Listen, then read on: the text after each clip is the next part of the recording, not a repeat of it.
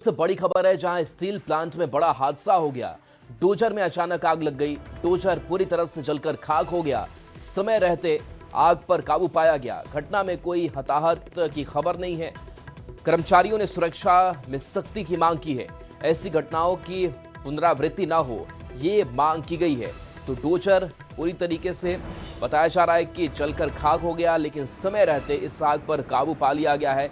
किसी के हताहत होने की कोई सूचना नहीं है, ये राहत है। लेकिन आप देखिए कैसे यहाँ पर आग लगी है डोजर में, और इसके बाद कर्मचारियों ने सुरक्षा में सख्ती की मांग की है और ऐसी घटनाओं को लेकर के कहा है कि फिर से ऐसी घटना ना हो।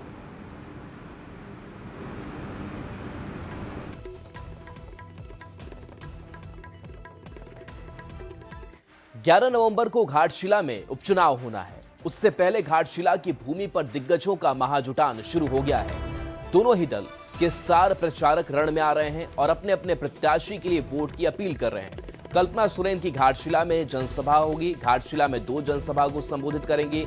गालूजी मैदान में 12 बजे जनसभा रखी गई है। सोमेश सोरेन के लिए प्रचार किया जाना है। 3 बजे गोड़ा बांदा में जनसभा कल्पना सोरेन करेंगी। इसके साथ साथ सिहरपुरा जयघाटपुर मैदान में जनसभा होनी है। तो कल्पना सोरेन की आज 2 जनसभा जेएमएम प्रत्याशी सोमेश के लिए प्रचार करेंगी।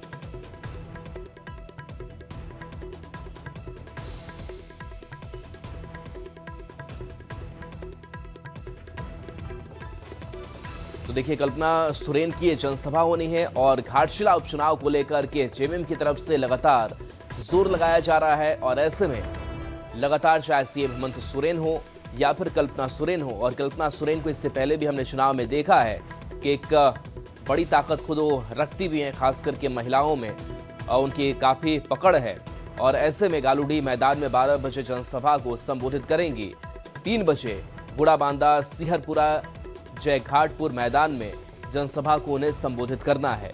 तो लगातार इस चुनावी कैंपेन में कल्पना सोरेन उतरी हुई हैं। और देखिए घाटशिला उपचुनाव क्यों खास है ये भी समझ लीजिए।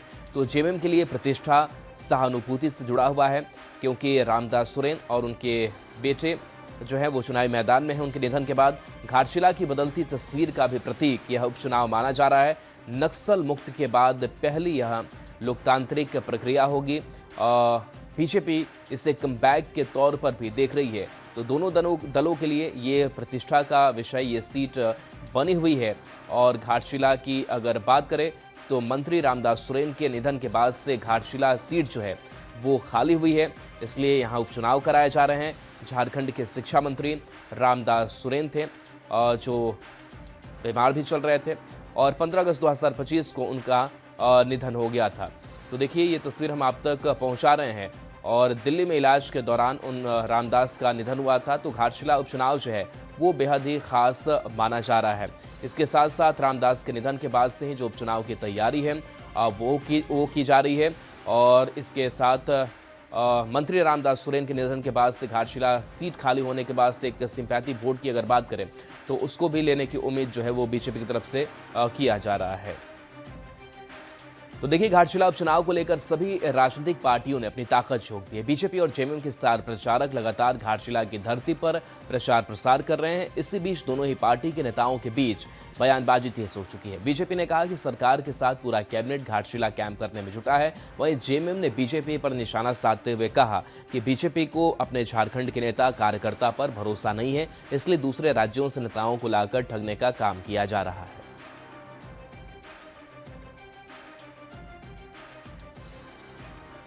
तो देखिए घाटशिला उपचुनाव की अगर बात करें तो बीजेपी से कमबैक के तौर पर देख रही है। दोनों दलों की तरफ से पूरी ताकत लगाई गई है। लगातार जो चुनावी प्रचार प्रसार है वो किया जा रहा है। और इस बीच लगातार एक दूसरे पर जो दल के नेता हैं वो आरोप प्रत्यारोप भी लगा रहे हैं। और बीजेपी का ये कहना है कि सरकार के साथ पूरा कैबिनेट घाटशिला कैंप करने में जुटा है। जेएमएम ने बीजेपी पर भी निशाना साधा है। तो 11 नवंबर को होने वाले घाटशिला उपचुनाव को लेकर चुनाव प्रचार चरम पर है। सीएम हेमंत सोरेन ने कल घाटशिला में चुनाव प्रचार के दौरान बीजेपी पर निशाना साधा था। सीएम ने बीजेपी को व्यापारियों की जमात वाली पार्टी बताया, जिस पर बीजेपी ने पलटवार करते हुए घाटशिला उपचुनाव को जीतने की चुनौती दी। वहीं दूसरी ओर जेएमएम ने चंपाई सोरेन को विश्वासघाती बताया।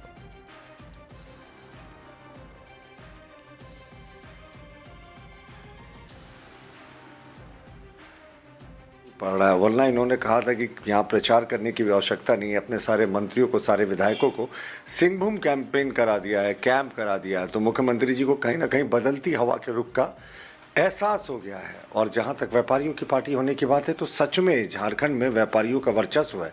वो लोहा चोरी करने वाले लोग हों, कोयला चोरी करने वाले लोग हों, बालू चोरी करने वाले लोग हों, पिछले 6 वर्षों में मुख्यमंत्री जी के कार्यकाल में ऐसे व्यापारी पूरे देश से झारखंड में लगातार उतर आए। चंपई सोरेन जी, मैं समझता हूं कि इस बार उनको अपने राजनीतिक धरातल का पता चल जाएगा। उनको पूरे क्षेत्र में, पूरे कोल्हान क्षेत्र में वो कहीं न कहीं विश्वासघाती के तौर पर चिन्हित हुए हैं। माननीय हेमंत सोरेन जी ने उन्हें वो पद देकर नवाजा था जो मैं समझता हूं कि उनके राजनीतिक जीवन का सबसे अहम पड़ाव था। और रांची से बड़ी खबर, जहां वित्त मंत्री का सीएम हेमंत को पत्र लिखा गया है। एससी आयोग के गठन का आग्रह किया गया है। तो वित्त मंत्री ने सीएम हेमंत को यह पत्र लिखा है। एससी आयोग के गठन का आग्रह इस पत्र में किया गया है। राज्य में एसटी की स्थिति को लेकर के पत्र लिखा गया है। राज्य में एससी की स्थिति एसटी से भी बदतर बताई गई है और कहा गया है कि एससी भूमिहीन, मजदूरी पर निर्भर है, ये वित्त मंत्री का मानना है। और उन्होंने पत्र लिखकर ये आग्रह सीएम हेमंत सोरेन से किया है।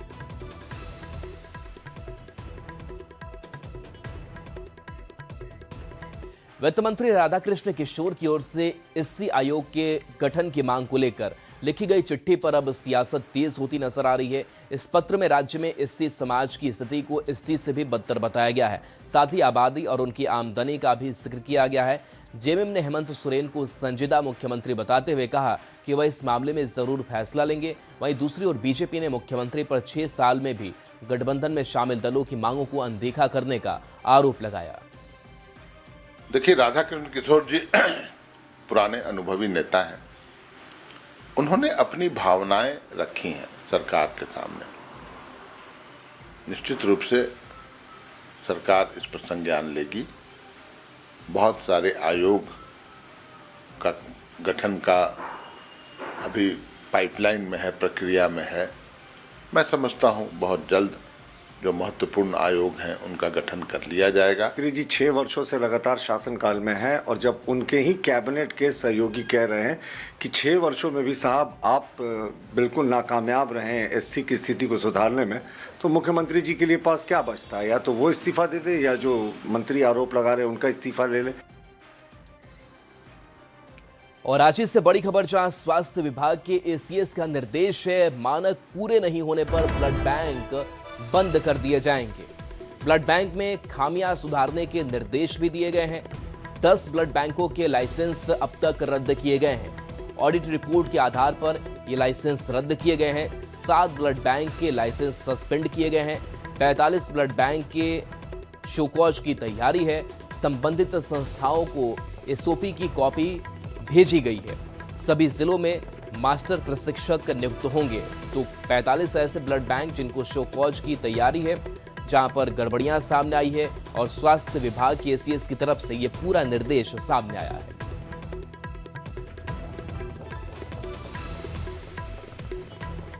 वहीं एसीएस के एक्शन के बाद सियासत भी तेज हो गई है। जेएमएम ने कहा है कि मुख्यमंत्री हेमंत सोरेन खुद पूरे मामले की मॉनिटरिंग कर रहे हैं। वहीं बीजेपी ने पूरे मामले में हमलावर रुख दिखाते हुए सरकार के 2 लाख के मुआवजे पर सवाल उठाया और राज्य के अधिकारियों को एचआईवी पॉजिटिव ब्लड खुद चढ़ाने की सलाह दी। ऐसा संवेदनशील मुख्यमंत्री जो, ठीक है, कहीं पर चूक, कोई भूल, कोई लापरवाही सामने आती है, परंतु राज्य का मुखिया, जनप्रिय नेता हमारे हेमंत सोरेन जी के संज्ञान में बातें आते ही जिस गंभीरता से उन्होंने इस मसले को लिया है वो काबिल तारीफ है। माननीय मुख्यमंत्री खुद मॉनिटरिंग कर रहे हैं सारी चीजों को और हर जिले में अब दुरुस्त व्यवस्था होगी, सुचारू रूप से ब्लड बैंक चलेंगे। नहीं, देखिए, ये शर्मसार करने वाला दुर्भाग्यपूर्ण हृदय विदारक घटना थी। और इसमें कुछ लोगों का कहना था कि साहब हमने तो इलाज का ठेका ले लिया और जो है 2 लाख रुपए ये जो हम मुआवजा देने की बात कर रहे हैं, हम भी तैयार हैं साहब, हम भी 2 लाख रुपए आपको मुआवजा देंगे, हम भी इलाज का खर्च उठाएंगे। आप भी अपनी रगों में ना वही एचआईवी संक्रमित खून जो है वो चढ़वा लीजिए। ये मेरी हेल्थ विभाग के अधिकारियों को कहना है, अगर हिम्मत है तो चढ़वाइए। और धनबाद से बड़ी खबर, जहां वासेपुर समेत कई ठिकानों पर ताबड़तोड़ छापेमारी चली है। फरार गैंगस्टर प्रिंस खान के खिलाफ कार्रवाई शुरू है। गैंगस्टर प्रिंस के स्थानीय नेटवर्क को ध्वस्त करने के उद्देश्य से यह कार्रवाई हो रही है। सुबह से ही वासेपुर के रहमतगंज, पंडरपाला और आसपास के इलाकों में पुलिस की कई टीमें एक साथ छापेमारी कर रही है।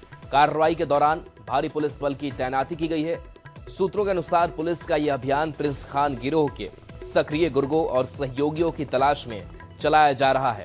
संदिग्ध ठिकानों की तलाशी के साथ साथ कई लोगों से पूछताछ भी हो रही है। संजय हमारे साथ, न्यूज 18 संवाददाता। संजय, क्या अपडेट छापेमारी को लेकर के? फिलहाल तो जो पुलिस की कई टीमें जो है तो अलग अलग स्थानों पर छापेमारी कर रही है और सबसे बड़ी चीज है कि जो फरार गैंगस्टर प्रिंस खान है उसके जो भी गुर्गे और खास करके जो स्थानीय नेक्सस है उनको ध्वस्त करने के उद्देश्य से ये छापेमारी की जाए। हालांकि पुलिस को क्या सूचना मिली थी या तो जानकारी नहीं मिल पाई है, लेकिन कहीं ना कहीं ये जरूर है कि एक बड़े जो कहा जाए कि संगठन के जो लोग हैं वो उनकी यहाँ पर उपस्थिति होने का मौजूदगी की सूचना मिलेगी और उसके बाद से जो है सब वासेपुर, पंडालपाड़ा, रहमतगंज और कई जगहों पे जो है एक साथ छापेमारी की जा रही है।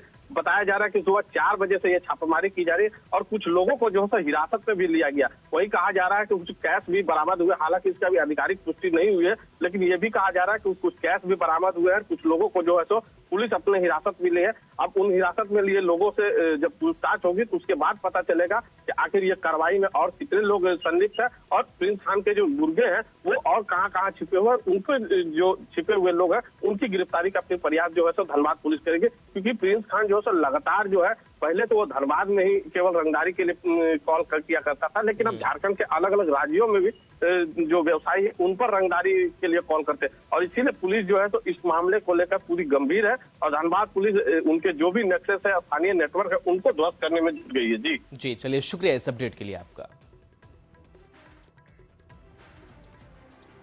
झारखंड के स्वास्थ्य मंत्री डॉक्टर इरफान अंसारी ने बीजेपी के राज्यव्यापी आंदोलन पर बड़ा बयान दिया। उन्होंने बीजेपी को चेतावनी देते हुए कहा कि अगर अस्पतालों में प्रदर्शन के कारण किसी मरीज की मौत हुई तो बीजेपी के खिलाफ कड़ी कार्रवाई होगी।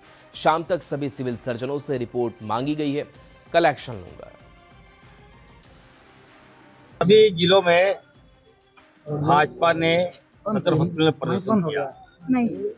मैं इसकी निंदा करता हूं और मैं सचेत करता हूं भाजपा को। वे कीजिए, शाम तक लेट तक सारा सिविल सर्जन से रिपोर्ट मंगवा रहा हूं। अगर इनके धरने के कारण अगर मेरा एक भी मरीज अगर मरा होगा या मरीज के इलाज में कोई लापरवाही बरती गई होगी, अगर उनके धरने से कोई बाधा पहुंचाया होगा तो मैं नहीं छोड़ूंगा इन लोगों को।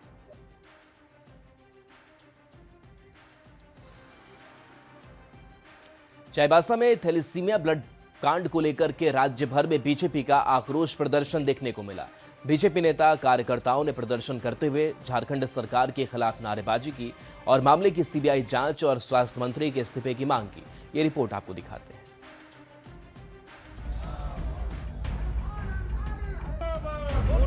चाईबासा में थैलेसीमिया पीड़ित बच्चों को HIV पॉजिटिव ब्लड चढ़ाने के मामले पर सियासत तेज हो गई है। इस मामले को लेकर बीजेपी मुखर है। राज्य समेत राज्य भर में बीजेपी ने विरोध प्रदर्शन कर सरकार के खिलाफ नारेबाजी की। रांची बीजेपी महानगर की ओर से रांची सदर अस्पताल परिसर में इस मामले को लेकर विरोध प्रदर्शन किया गया। बीजेपी नेताओं ने केंद्र की उस चिट्ठी का भी जिक्र किया जो 13 जनवरी 2021 को केंद्रीय स्वास्थ्य मंत्रालय की ओर से राज्य ड्रग कंट्रोलर निदेशालय को भेजी गई थी। बीजेपी की ओर से प्रदर्शन के दौरान इस पूरे मामले की सीबीआई जांच की मांग भी की गई। जामताड़ा के गांधी चौक पर बीजेपी ने 1 दिवसीय धरना दिया। ये प्रदर्शन जिला अध्यक्ष सुमित शरण के नेतृत्व में हुआ। कार्यकर्ताओं ने हेमंत सरकार और स्वास्थ्य मंत्री इरफान अंसारी के खिलाफ जमकर नारेबाजी की। बीजेपी ने स्वास्थ्य मंत्री के इस्तीफे की मांग भी दोहराई। चाईबासा में बीजेपी जिला कमेटी ने धरना प्रदर्शन कर विरोध जताया। बीजेपी नेताओं ने मासूम बच्चों को HIV संक्रमित खून चढ़ाने को अमानवीय घटना बताते हुए स्वास्थ्य मंत्री से इस्तीफे की मांग की और दोषियों पर सख्त से सख्त कार्रवाई की मांग की गई। देवघर के सदर अस्पताल में सिविल सर्जन कार्यालय के पास कई बीजेपी कार्यकर्ताओं ने प्रदर्शन किया और झारखंड सरकार के खिलाफ जमकर नारेबाजी की। बीजेपी ने मामले पर जल्द से जल्द कार्रवाई की मांग की। साथ ही सभी ब्लड बैंक के ब्लड की जांच की मांग भी की गई। बोकारो बीजेपी की ओर से भी सिविल सर्जन कार्यालय बोकारो में प्रदर्शन किया गया। सिविल सर्जन के माध्यम से झारखंड के राज्यपाल को ज्ञापन भी सौंपा गया। बीजेपी नेताओं ने स्वास्थ्य विभाग में फैले भ्रष्टाचार पर कार्रवाई की मांग की। बीजेपी ने मुख्यमंत्री से मांग की है कि स्वास्थ्य मंत्री को तुरंत बर्खास्त कर किसी योग्य व्यक्ति को विभाग की जिम्मेदारी सौंपी जाए, ताकि राज्य की स्वास्थ्य व्यवस्था पटरी पर लौट सके। तो कुल मिलाकर ये कहना अब गलत नहीं होगा कि इस मामले ने झारखंड के सियासी पारे को हाई कर दिया है। न्यूज 18 के लिए रांची से संजय सिन्हा, जामताड़ा से सुमन भट्टाचार्य, चाईबासा से रुपेश प्रधान, देवघर से मनीष दुबे और बोकारो से मृत्युंजय कुमार की रिपोर्ट। गोड्डा सदर अस्पताल के ब्लड बैंक पर बंद होने का खतरा मंडरा रहा है। बीते दिनों जांच में कई गंभीर कमियां सामने आई, जिसके बाद जांच टीम ने ब्लड बैंक के संचालन को अस्थायी रूप से बंद करने की अनुशंसा की है। बता दें कि राज्य औषधि निरीक्षक चंदन प्रसाद कश्यप ने 29 अक्टूबर को सदर अस्पताल का जायजा लिया था, जिसके बाद निरीक्षण के दौरान पता चला कि इलाइजा मशीन का उपयोग नहीं किया जा रहा था।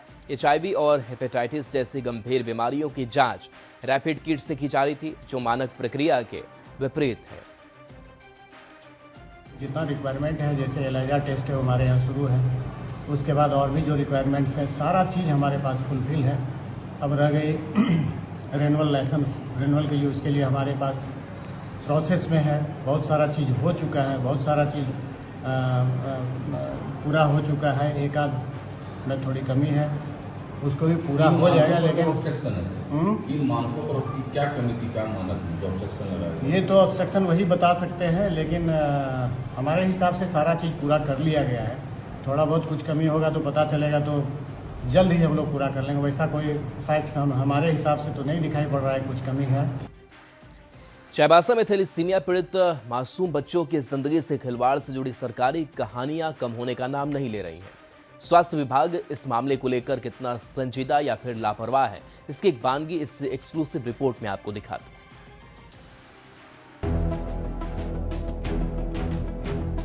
चाईबासा में थैलेसीमिया पीड़ित बच्चों को HIV पॉजिटिव संक्रमित ब्लड चढ़ाने के मामले में लापरवाही की लकीर लगातार चौड़ी होती नजर आ रही है। जानकारी के मुताबिक 9 सितंबर 2025 के बाद से राज्य औषधि नियंत्रण सेवा में निदेशक का पद खाली है, यानी पूरा राज्य पिछले करीब 2 महीने से इस अहम पद के बगैर चल रहा है। न्यूज 18 पर आप स्वास्थ्य विभाग की वो अधिसूचना देख सकते हैं, जिसमें 9 सितंबर 2025 को तत्कालीन उप निदेशक ऋतु सहाय को प्रोन्नत कर संयुक्त निदेशक बनाया गया था। लेकिन प्रोन्नति वाली अधिसूचना में कहीं भी उनके औषधि नियंत्रण निदेशक के प्रभार का जिक्र नहीं है, जबकि झारखंड हाईकोर्ट में राज्य सरकार की ओर से दी गई जानकारी में ऋतु सहाय को निदेशक ड्रग बताया गया है। 2 महीने पहले 9 सितंबर 2025 को ही श्रीमती ऋतु सहाय को ड्रग डायरेक्टर के प्रभार से प्रभार मुक्त किया गया था, यानी पिछले 2 महीनों से झारखंड में कोई भी ड्रग डायरेक्टर था ही नहीं। 9 सितंबर को स्वास्थ्य विभाग की अधिसूचना और 30 अक्टूबर को झारखंड हाईकोर्ट में दी गई जानकारी में सच्चाई के तालमेल को लेकर चूक या फिर लापरवाही साफ नजर आ रही है। बीजेपी ने इस पूरे मामले में निशाना साधते हुए विभाग पर कोर्ट को गुमराह करने का आरोप लगाया है। इस मामले में उच्च स्तरीय जांच की मांग उठाई गई है। वहीं कांग्रेस इस मामले में स्वास्थ्य विभाग का बचाव करती नजर आ रही है। देखिए, ये स्वास्थ्य विभाग के अंदरूनी बातें हैं। ये सही है कि जो उप निदेशक हैं उनकी प्रमोशन हो गई संयुक्त निदेशक में, लेकिन जब तक पुराने पद पर कोई नहीं आए जहां वो थे, तो उनको हो सकता है कि काम देखते रहने का निर्देश मिला होगा। ये कहना गलत नहीं होगा कि निदेशक पद को लेकर बरती गई लापरवाही ने एक बड़ा सवाल खड़ा कर दिया है। सवाल यह है कि स्वास्थ्य विभाग मासूमों की जिंदगी से खिलवाड़ के बाद आखिर सबक लेगा तो कब? संजय कुमार सिन्हा, न्यूज 18 रांची। और चलिए एक छोटे से ब्रेक का वक्त है, जल्द वापस आए।